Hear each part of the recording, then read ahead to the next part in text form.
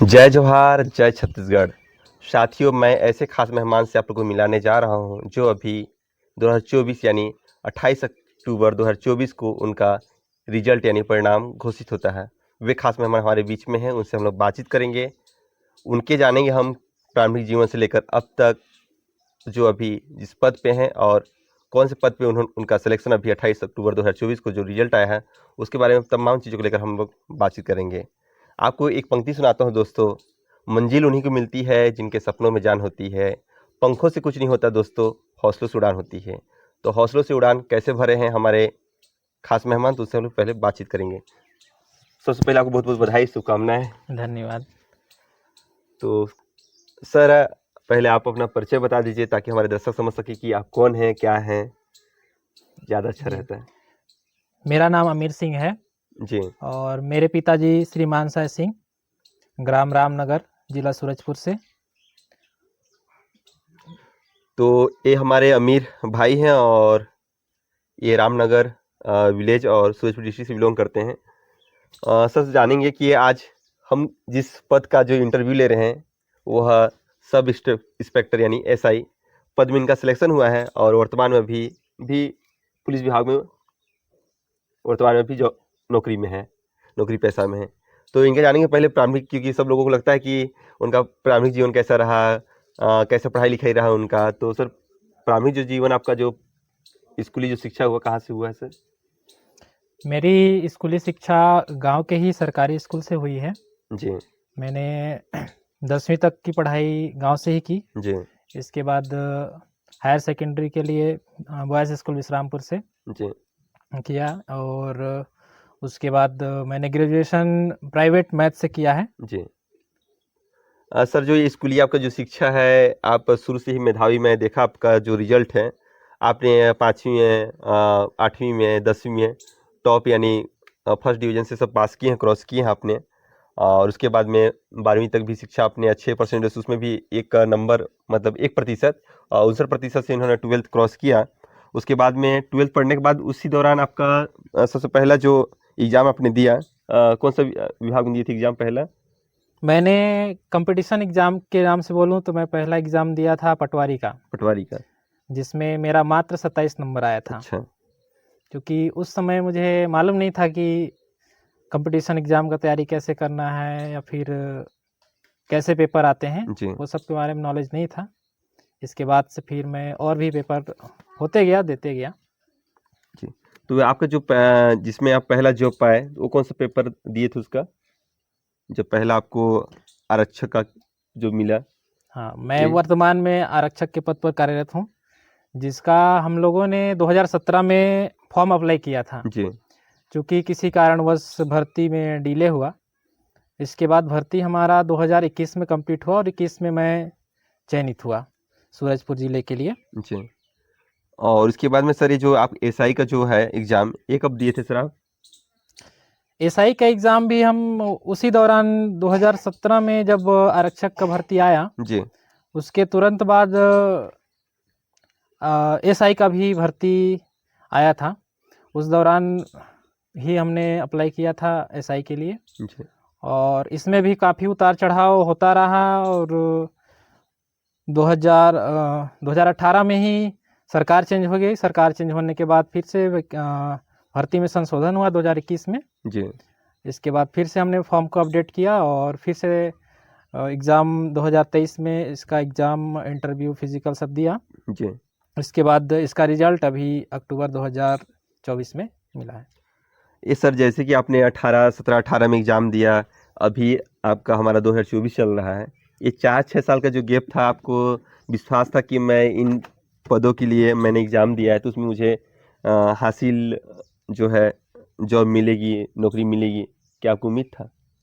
जी, मेरे को आरक्षक के लिए तो उम्मीद नहीं था, क्योंकि मुझे उतना नॉलेज नहीं था कि कितने नंबर में सिलेक्ट हो जाते हैं, क्या करते हैं, ऐसे करके नॉलेज नहीं था। तो उसमें मुझे विश्वास नहीं हो रहा था कि मेरा चयन हो जाएगा। जी। तो कुछ सीनियर्स से ऐसी चर्चा होती थी तो बोलते थे कि नहीं, तुम्हारा नंबर अच्छा है, हो जाएगा, ऐसे करके। तो उनके विश्वास पे मैं टिका रहता था। जी। उसके बाद जब रिजल्ट आया तो मुझे विश्वास नहीं हुआ कि मैं अपने पूरे संभा अभिभावक भी हो रहे हैं हमारे अमीर भाई। तो इनका कहना है कि जिस तरीके से इन्होंने मेहनत किया था, संघर्ष किया था, और उस संघर्ष के दौरान इन्हें जो आरक्षक का जो पद मिला, इनको विश्वास नहीं था, परंतु कहते हैं ना, संघर्ष करने वालों की कभी हार नहीं होती है। तो वो संघर्ष में इन्होंने पास किया, पास आउट हुए। और एसआई वाला सर, जैसे अब देखिए, हमारा जो कभी कभी लोग रोते जैसे हैं कि बहुत लोगों को दुखी का आंसू होते हैं, गम का आंसू होता है, कभी कभी खुशी का आंसू है। तो ये आपकी खुशी का आंसू है, आपको मेहनत का आंसू है। और हमारे दर्शक भी समझेंगे कि किस तरीके से गांव का पढ़ा लिखा व्यक्ति आगे बढ़ता है और आगे। तो एसआई वाला सर कैसे हुआ? आपको लग रहा था कि एसआई में मेरा अच्छा रैंक आएगा, क्योंकि 33वां रैंक है आपका सर यहाँ पर ना एसआई का? एसआई में, हाँ एसआई में मुझे लग रहा था, क्योंकि एसआई में जब प्रीलिम्स हुआ तो प्रीलिम्स में अच्छा नंबर आया मेरा, और मेंस में भी जब फिजिकल के लिए सिलेक्ट हो गया तो फिजिकल मेरा डेफिनेटली बहुत अच्छा था, जी क्योंकि हम लोग उस दौरान ट्रेनिंग में थे आरक्षक के, तो फिजिकल अच्छा था। लेकिन कुछ उस दौरान थोड़ा पैर में चोट लग जाने के कारण ऐसा लग रहा था कि फिजिकल मेरा उतना अच्छा नहीं हो पाएगा, लेकिन ऊपर वाले की कृपा से फिजिकल बहुत अच्छा हुआ। और फिजिकल में भी मैं बता देना चाहूँगा कि सरगुजा ज़िले में सबसे ज़्यादा फिजिकल में नंबर मेरा ही था। जी उसके बाद मेरे को विश्वास हो गया कि नहीं, अब मेरा चयन हो सकता है। जी। तो एसआई में आपने पास आउट किया।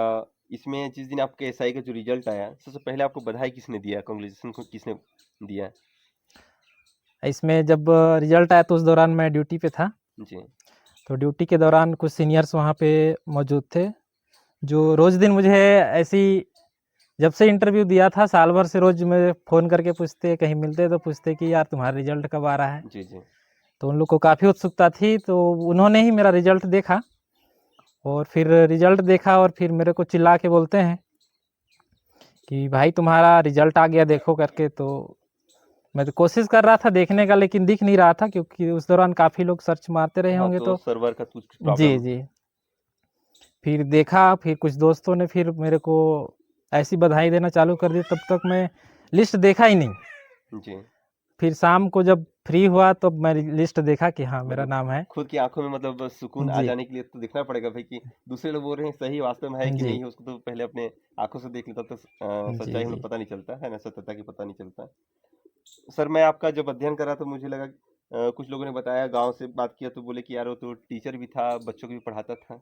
आप टीचर लाइन और अलग अलग क्षेत्रों में जाना चाहते थे, तो ये पुलिस लाइन में टीचर कितने दिन तक आप पढ़ाए, मतलब प्राइवेट स्कूलों में? जी, मैं बताऊंगा तो मैं 2013 में मेरा इंजीनियरिंग के लिए सिलेक्ट हुआ। जी तो मैं इंजीनियरिंग कर रहा था, उस दौरान मैं काफ़ी बीमारी से घिर गया। जी जी बीमारी से घिर गया, इसके बाद फिर उस दौरान फिर मैं दोबारा वापस कॉलेज नहीं जा पाया। जी तो जब वापस आया तो मेरे बड़े भैया बोले कि यहाँ एक स्कूल है, जी उस स्कूल में पढ़ाना चाहो तो पढ़ा सकते जी हो। जी तो वहाँ के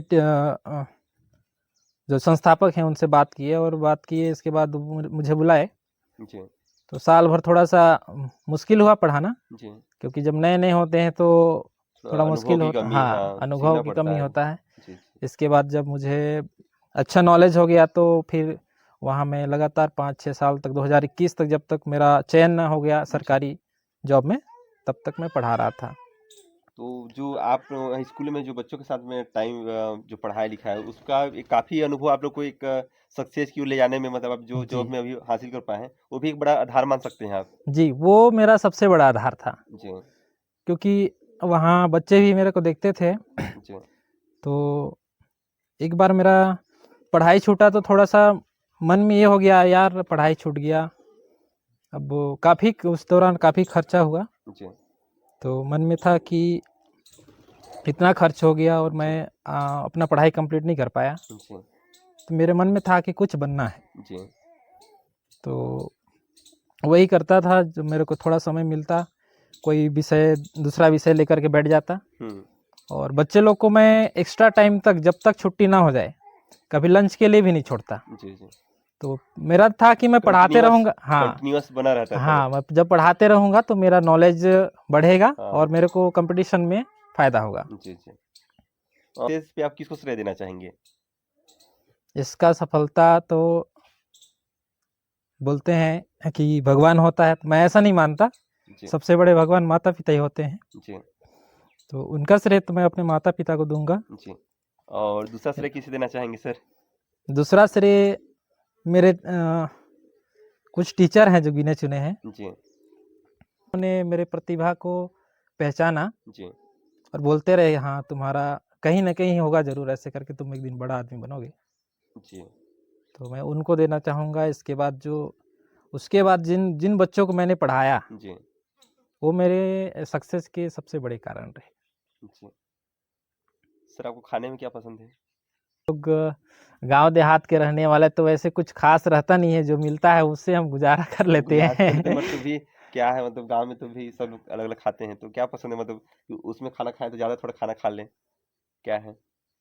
वैसे मेरे को सबसे ज़्यादा पसंद है गोभी का सब्जी अच्छा, गोभी की सब्जी। अच्छा, और मछली। मछली। जी अच्छा, ये सर जैसे आप क्योंकि पुलिस लाइन में तो आपको खेल कूद के अलावा डांस गाना कुछ आता है कि नहीं आता है सर? नहीं, मैं वैसे तो खेल में भाग लेता था, जी। बाकी ऐसे डांस गाना वगैरह में उतना भाग नहीं लेता था। तो कभी मन नहीं लगता कि हम गुनगुनाएं कभी, क्योंकि ये देखिए लाइफ स्टाइल जिंदगी में कभी कभी लगता है कि नहीं यार कुछ गाना साना कुछ आता है कि नहीं आता है, कुछ गाने गाते हैं पुराने गाने या कोई इस टाइप गाना का? कौन सा वैसे गाना गाना गाते तो हैं? मुझे याद नहीं है, लेकिन ऐसे ही देख करके कुछ कुछ गाना तो गुनगुनाते कौन सा रहता गाना कभी कभी। गुनगुनाते थोड़ा एक दो लाइन बता दीजिए। गाना भी याद नहीं आ पा रहा कुछ है। भी देशभक्ति हो या कोई भी प्रेम संग, कोई गाना नहीं याद नहीं है आपको कि फिलहाल अभी अभी फिलहाल याद में नहीं अभी आ पा उसको रहा। गेस नहीं कर पा रहे हैं? जी। अच्छा, कोई आपको ऐसी जिससे आपकी पुलिस विभाग में कोई ऐसा अधिकारी ऑफिसर जिनको आप सबसे ज्यादा पसंद करते हो, कौन ऑफिसर है? छत्तीसगढ़ लेवल पे देखें अपन लोग तो, या नेशनल लेवल पे किसको पसंद करते हैं? मेरा तो अभी तक क्योंकि कामों से लगता है कि नहीं यार हम इसमें फील्ड में और ऊपर जा सकते हैं, कौन ऐसे? अभी उतने अधिकारियों लोग से वो हुआ नहीं है, हम उतना नज़दीक से देखे नहीं है। जी, जहाँ किसी तक का बात वीडियो करें, वीडियो, हाँ। हाँ जहाँ तक बात करें तो अपने फील्ड में देखे, जहाँ सूरजपुर ज़िले में जी एक अपने जो आरआई साहब हैं, जी लाइन प्रभारी जो होते हैं, जी उनके कार्यशैली से मैं बहुत प्रभावित हुआ। जी क्योंकि आरक्षक जो होता है अपने यहाँ का, जी आरक्षक चाहता है कि अधिकारी हमको खुश रखे। वो उनमें क्वालिटी लगा, जी अच्छा लगा। और एक हमारे विश्रामपुर टीआई जो हैं, जी वो उनका व्यवहार भी बहुत अच्छा लगा मेरे को। जी वो मैं एक आरक्षक था, नया आरक्षक था, इसके बावजूद भी मेरे से डेली आते और डेली मिलते और बहुत अच्छे से बात करते अपने दोस्त जैसे, और बोलते रहते। उनको भी रिजल्ट का काफ़ी प्रतीक्षा था और जी बहुत खुश हुए जब मेरा चयन हो गया। तो जी। फिल्मी दुनिया में कोई हीरो हीरोइन पसंद है कि नहीं है, उसमें नायक नायिका कोई लगता है कि किसी फिल्म में देखे थे यार, वीडियो उनका फिल्म बहुत अच्छा था, किरदार बहुत अच्छा था, इस टाइप का कोई हीरो हीरोइन जो फिल्मी दुनिया में जिनको? बात करें तो एक मेरा को अमिताभ बच्चन का जब बागवान पिक्चर देखा अच्छा, बागवान पिक्चर। तो मेरे को अच्छा लगा। अच्छा, उसमें क्या क्या सीख मिला, मतलब क्या उसमें है, क्या है स्टोरी में कुछ? उसमें मैं सीख ये मिला कि जैसे उसमें दिखाया गया है कि नहीं, उसके सभी बच्चे उनको छोड़ देते हैं, जी उनके माता पिता को। जी तो उसको मेरे ख्याल से समाज में ये सब चीज़ें नहीं होनी चाहिए। जी और वही सब देखता हूँ, आसपास माहौल देखता हूँ, तो मुझे लगता है कि पहले बचपन में तो जानते नहीं थे कि माँ बाप भगवान होते हैं, जी। तो मुझे लगता है वास्तव में माँ बाप भगवान होते हैं। लाइफ स्टाइल में आपको जैसे जब क्योंकि पढ़ने में थोड़ा सा एजुकेशन में फिर से जाते हैं अपन लोग कि आपको रात में पढ़ने का ज़्यादा मन करता था कि किस समय आप लगता था कि इस समय पढ़ूं तो? पढ़ाई की बात करूँ तो मुझे रात में ही अच्छा लगता है, अच्छा, दिन में उतना कंफर्टेबल नहीं लगता। अच्छा। रात में बहुत अच्छा रात आपके लिए ज़्यादा बेस्ट हाँ। है। रंग में पूछे तो रंग क्या पसंद है आपको? रंग का बात कौन सा रंग जो सबसे अच्छा, जिसे हम कपड़ा लता पहने या किसी चीज़ में भी और कोई रंग अच्छा हो तो? रंग मेरा नेवी ब्लू। अच्छा, नेवी ब्लू पसंद है आपको। अच्छा, ये ड्राइविंग साइविंग करना है, गाड़ी चलाना, घूमना, ये सब पसंद है कि नहीं है? नहीं, मुझे उतना घूमना पसंद, ड्राइविंग करना भी पसंद नहीं है। क्योंकि ज़्यादा टाइम मैं, जब तक मेरे को काम है बाहर में, तब तक मैं काम करता हूँ। मैं बाहर में जा कर के या फिर हूँ तो घर में ही अपना टाइम देता हूँ। आप लगातार ही स्टडी करते रहे, पढ़ाई करते रहे, कभी आपको गुस्सा लगा? गुस्सा आता है कि नहीं आता आपको?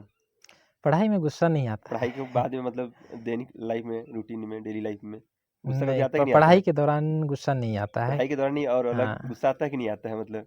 नहीं वैसे आता है कभी-कभी नॉर्मली गुस्सा मतलब कुछ गुस्सा किस बात को लेकर ज़्यादा करते हैं? मतलब गुस्सा कब आता है? तो गुस्सा आता है तो फिर क्या करते कभी हैं? कभी क्या होता है कि कुछ चीज़ें आप सीरियस होके कोई काम कर रहे हैं हाँ, और उस बीच में कुछ विघ्न उत्पन्न होता है तो ऐसा लगता है कि ये नहीं होना चाहिए तो अच्छा। गुस्सा आता है। कंट्रोल कैसे करते हैं उसको? कंट्रोल अ, क्या तरीका अपनाते हैं उसमें? फिर कंट्रोल करना पड़ता है क्योंकि लगता है कि नहीं ये सही तो तरीका है नहीं क्योंकि गुस्सा कुछ करने से नुकसान। मन में ही कंट्रोल कर लेते हैं हाँ, कि कहीं चले जाते हैं, कंट्रोल दूर कर चले जाते हैं कि कुछ कैसे क्या करते हैं? नहीं अपने मन में ही कंट्रोल कर लेते हैं। अभी तक तो उस टाइप से नहीं हुआ कि मैं दूर जाना पड़े ऐसे करके। अच्छा, तो तो ये हम छोटे-छोटे सवाल पूछ रहे थे। साथ ही आप लोग बताना चाहूँगा कि भाई साहब अभी भी पढ़ाई करना आगे की ओर इनका सोच अभी भी है, पॉजिटिव सोच है, थिंकिंग है। अ, आगे ये बता रहे थे मतलब कुछ समय पहले हमने बातचीत किया तो सीजीपीएससी जो छत्तीसगढ़ का जो सर्विस है इसको लेकर भी ये तैयारी कर रहे हैं, तो इस पे क्या आगे वो तैयारी करेंगे? इस पोस्ट से आप संतुष्ट अभी भी नहीं है और आगे तैयारी करने का प्लानिंग चल रहा है? नहीं मैं तो बता देना चाहूँगा इसमें जब मेरा रिजल्ट आया एसआई का जी तो सब लोग खुश थे लेकिन मुझे थोड़ा मायूसी हाथ लगा क्योंकि मैं चाहता था सूबेदार बनूं ऐसे करके। जी एसआई के लेवल का ही पोस्ट है लेकिन सूबेदार मुझे ज़्यादा अच्छा लग कंफर्टेबल रहा। हाँ हाँ, ज़्यादा कंफर्टेबल लग रहा था। तो जैसे बताया मैंने कि आरआई साहब का जब मैं देखा हाँ कि उनका कार्यशैली करने का और लोगों के साथ व्यवहार कैसे करना है जी। तो मुझे लगा कि नहीं मुझे भी सूबेदार बनना है ऐसे करके। तो तो इसमें आप सीजीपीएससी छत्तीसगढ़ लोक सेवा आयोग में और आगे पढ़ाई करेंगे और ऊंचे पदों तक जाने का प्रयास करेंगे जी इसमें? मैं कोशिश करूंगा मेरे जैसी सरकार उम्र सीमा रखती है जी जी। कि इतने उम्र तक इस भर्ती में तो भाग अभी ले आपको सकते तैयारी हैं। करने के लिए कितना समय और भी है? मतलब आप तैयारी कर सकते हैं, कितना उम्र हो रहा है अभी और कितना क्राइटेरिया अभी है? तो मैं फिलहाल लगभग 30 साल का हो चुका हूँ तो अभी और 33 मैं क्राइटेरिया की। मेरा सोच है कि मैं 35 साल अच्छा के एज तक कोशिश करूंगा कि मेरा सीजीपीएससी के माध्यम से किसी पद पर चयन हो जाए जी क्योंकि मैं इसमें बहुत दिन से प्रयास कर रहा हूँ। 2018 से मैं सीजीपीएससी का लगातार एग्ज़ाम दे रहा हूँ तो उसमें 2 बार मेंस लिखा लेकिन किसी कारणवश में इंटरव्यू के लिए चयन नहीं हो पाया अभी तक। अच्छा। आपने मेंस लिख चुके हैं है ना, और जी, उसमें अभी इंटरव्यू में नहीं हो पाया है तो जी। वो भी हो जाएगा, उसके लिए भी हम विशेष करेंगे है ना कि उसमें भी आपको सफलता प्राप्त हो जाए। अंतिम अंतिम हम बात करेंगे कि सर कि जैसे जो हमारा वीडियो देख रहे हैं, तमाम जो दर्शक देख रहे हैं, इनका हिस्ट्री मैंने पढ़ा लिखा समझा, कुछ लोगों से क्योंकि अभी और बातचीत नहीं हो पाई है, परंतु जितना मुझे जो पता चला है, जानकारी मिली है, इनका संघर्ष बहुत ही कामयाब रहा और ऊपर तक शिखर और जाने की बात भी कर रहे हैं आप। लोगों को या जो यूथ जो देखेंगे, हमारा जो वीडियो देखेंगे, जो यंग बैच के लोग देखेंगे, पढ़ाई में क्या प्रॉब्लम क्रिएट होती है और लोग क्यों आधा पढ़ाई लिखाई करके छोड़ देते हैं, क्यों सोचते हैं कि आज जो वर्तमान परिस्थितियां हैं उसमें हमें नौकरी नहीं मिलेगी? इसमें क्या युवाओं को क्या संदेश देना चाहिए, क्या मैसेज देना चाहिए कि युवा समझे कि नहीं, आपके पास भी समय है, टाइम है, उस टाइम का आप लोग यूटिलाइज करें ताकि आपको सक्सेस सफलता जो है हासिल प्राप्त कर सकें? इसके लिए कुछ बताया हमारे युवाओं को। मुझे ऐसा लगता है कि यहाँ जो गार्जियन है गार्जियन को सबसे पहले जागरूक होना पड़ेगा, जी अपने बच्चों को मोटिवेट करना पड़ेगा और उसमें विद्यार्थियों को भी ध्यान देना पड़ेगा कि और कुछ अपना एक गोल निर्धारित करें, लक्ष्य निर्धारित करें कि चाहे किसी को देख करके जी कोई बड़ा आदमी है, चाहे नेता ही हो क्यों ना हो, चाहे या फिर कोई अधिकारी हो, जो भी हो, उसको देख करके अपना एक लक्ष्य निर्धारित करें कि नहीं हमको ऐसा बनना है। जी तो वो आगे बढ़ने में एक अलग मदद देता है जी। कि इसको देख करके हाँ मेरे को भी ऐसे बनना है तो उसके लिए क्या करना पड़ेगा। तो मैं सोचता हूँ कि युवाओं को इस क्षेत्र में जागरूक होना पड़ेगा। जी। तो अमीर जो सर हैं, इनका कहना है कि सबसे पहला चीज़ जो पेरेंट्स हैं, पेरेंट्स को अवेयरनेस कराना पड़ेगा, क्योंकि माता पिता को ये विश्वास दिलाना पड़ेगा कि आपका बच्चा जो है, भले ही छोटा बच्चा हो, बदमाश हो, जो भी जैसा भी बच्चा हो, परंतु उसे हम कैसे एजुकेटेड बना सकते हैं, उसको कैसे विश्वास में माता पिता बच्चे को ला सकते हैं कि वो अवेयरनेस होते हुए एजुकेशन को अधिक से अधिक गेम कर सके, अधिक से अधिक नॉलेज को इकट्ठा कर सके, ताकि वो किसी भी कंपटीशन एग्जाम में या किसी भी क्षेत्र में जाए, उस क्षेत्र में जो है कामयाबी जो है, उनको सफलता जो है, सक्सेस वो मिल सके। तो साथियों इनसे हम लोग बातचीत किए, पुनः आपको बहुत बहुत बधाई है ना, धन्यवाद। शुभकामनाएं, आगे आप बढ़ते रहिए। तो साथियों हम लोग इनके जो पेरेंट्स है, भाई हैं, उनसे भी हम लोग बातचीत करेंगे, तब तक बने रहिए वीडियो पे।